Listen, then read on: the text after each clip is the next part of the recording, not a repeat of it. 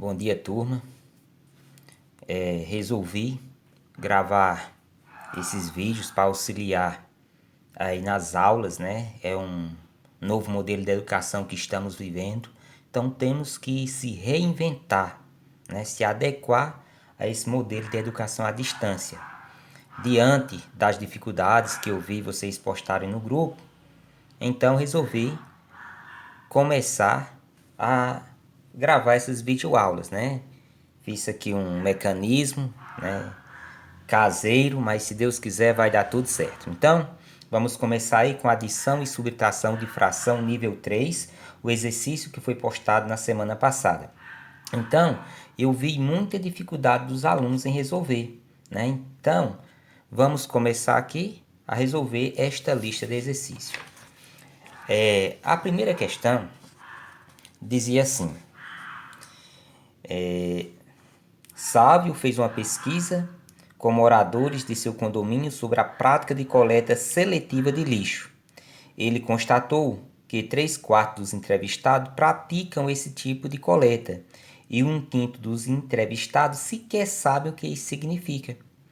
Dessa maneira, a fração que representa a quantidade de pessoas que sabem o que significa a coleta seletiva, mas não pratica, é 1/4, 1/9, 1/10, 1/15 e 1/20. Bem, pessoal, para resolver essa questão, nós precisamos ter uma noção básica de fração. O que é que representa uma fração?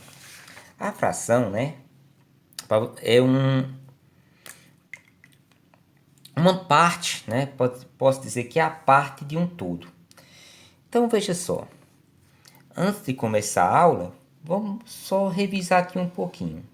Supomos que eu tenho aqui um bolo, né? Então, esse bolo, o que é que ele representa? O todo. Então, isso aqui, ó, é um todo, o bolo todo. Aí, o que é que a gente tem que ter noção? De o que é fração. Se eu dizer, pessoal, vamos fracionar este bolo. Então, fracionar este bolo é dividir este bolo em partes iguais. Se eu dividir ao meio, eu tenho 2 metades. Se eu dividir aqui novamente, eu vou ter agora 4/4. Isso é coisinha básica que vocês já estudaram em anos anteriores. Vejamos. Agora, vamos dizer que eu comi essa parte do bolo. Então, quanto foi que eu comi do bolo? Eu comi um pedaço dos 4 pedaços. Não é isso? Quanto foi que restou do bolo? Né? Quanto foi que ainda ficou do bolo? Ficou 3/4. Então, isso aí é uma representação de fração. Né? De forma genérica, a fração ela é representada na forma de A sobre B, genericamente, onde A e B representam números reais e B tem que ser diferente de zero. Por que B é diferente de zero? Porque não existe divisão por zero, certo? Então, o que é que representar? O numerador. O que é o numerador? O que é que ele indica? Ele indica quantas partes do todo foi retirado. No caso aqui, ó, o meu numerador é 1. Então, eu retirei 1 do todo, 1 de 4 pedaços, certo? E o B, ele é o denominador. Denominador, certo? O denominador, ele denomina em quantas partes o todo foi dividido. Ou seja, em quantas partes foi fracionado o todo. De modo, pessoal, que se eu somar aqui 1/4 mais 3/4, né, que são partes do todo, né, isso daqui tem que dar exatamente o todo. Olha só, 1 mais 3, 4. Eu vou somar 4 mais 4? Não, pessoal, não confunda isso. O denominador a gente nunca soma, porque ele apenas denomina em quantas partes o todo foi dividido. Então, a gente conserva. Então, 4 dividido por 4, 1.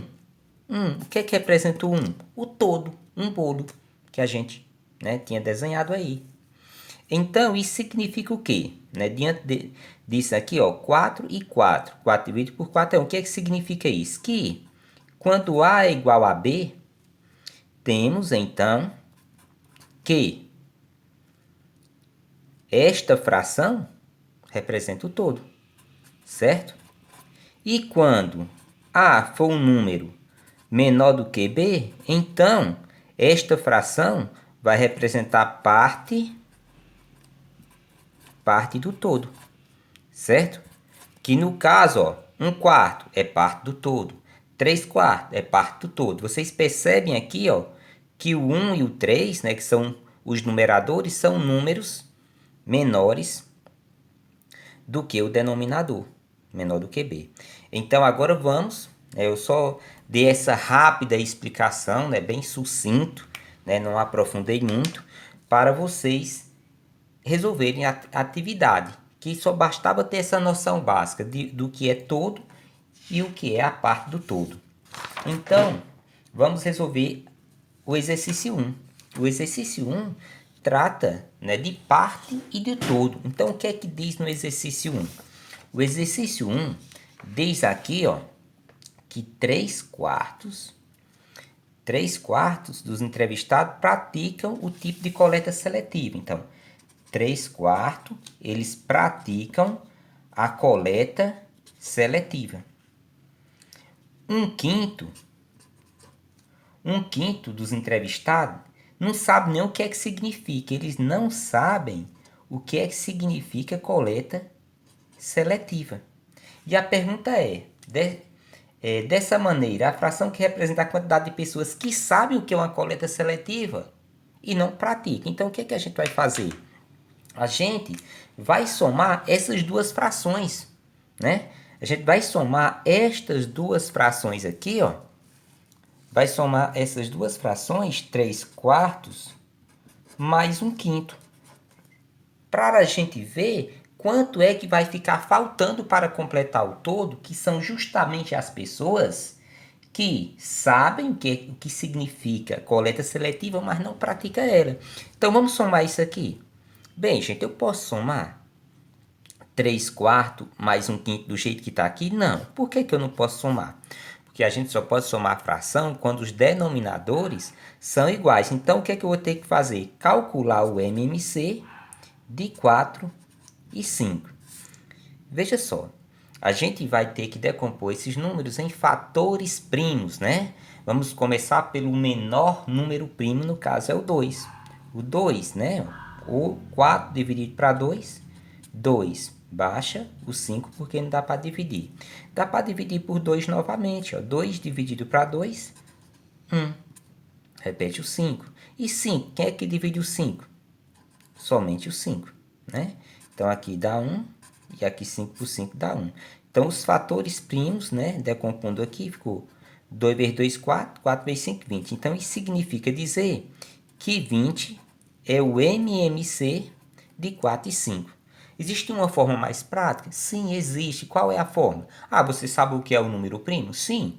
Primo é aquele número que tem apenas dois divisores, ele e a unidade 1. Então, aqui, ó, 5 não é primo? Então, toda vida que você tiver o cálculo de um MMC em que um dos números é primo, são dois números, o que é que você faz? Apenas multiplica. 4 vezes 5, 20, ó, dá exatamente o 20. Aí você coloca ele aqui. Agora, o que é que você vai fazer? Você vai fazer um processo de equivalência. Você vai gerar aqui, nessa soma, frações que serão equivalentes às anteriores. Nessa soma anterior. Então, vamos lá. Como é que faz esse processo? Você divide 20 por 4 e multiplica pelo 3. Ó. 20 dividido para 4, 5. 5 vezes 3, 15. O mesmo processo aqui, ó.